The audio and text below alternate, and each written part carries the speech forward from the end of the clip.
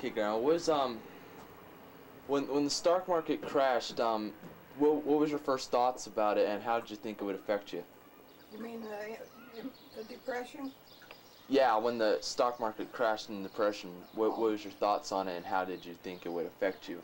Well, there wasn't much we could do about it because they were, we weren't involved in anything, so we didn't have any money. When we got married, we had $3 left after we got married. And at that time, why $3 was worth $30 than it is now. And and after we got married, why my husband went up and worked in a coal mine. And he got $6 a day, and half of that went for him to eat and survive. And I stayed with my father at his place while he was there working. And my dad was on WPA.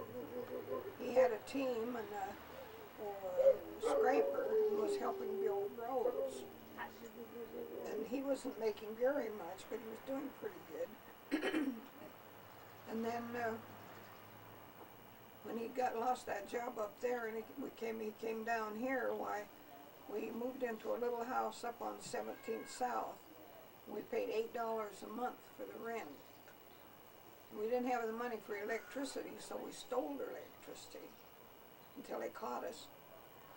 And then after he was there, why, he would go out and shovel a carload of coal off for $3. A big carload, you can imagine, for $3.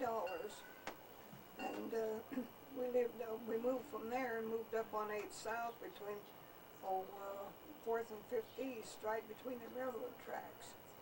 And we paid $17 a month there for rent, but we did have power and a flush toilet. And we could take $5 and we could buy a whole back end of a car full of groceries with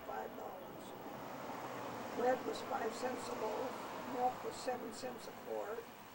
Ground beef was 10 cents a pound. And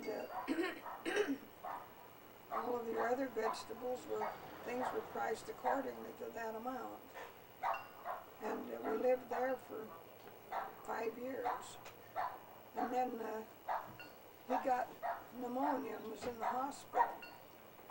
And when he got out of the hospital, he went on WPA up at Fort Douglas and worked up there, and he got $80 a month.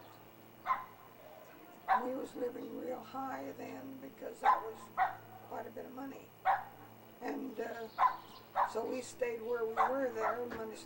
My sister-in-law and her husband, we got a divorce, and she had 4 children and no means of support. So they moved in with us. And then a friend of ours moved his little house trailer, into the yard, and they ate with us. And we fed all of those, and they had 3 children. And we fed our 2 children and us and all of those kids and paid the rent on $80 a month. And that lasted for about 3 months. And then my husband got out of work again, and he went all over town carrying a vacuum cleaner on his back, trying to sell a vacuum cleaner. He sold his vacuum cleaner and made $20.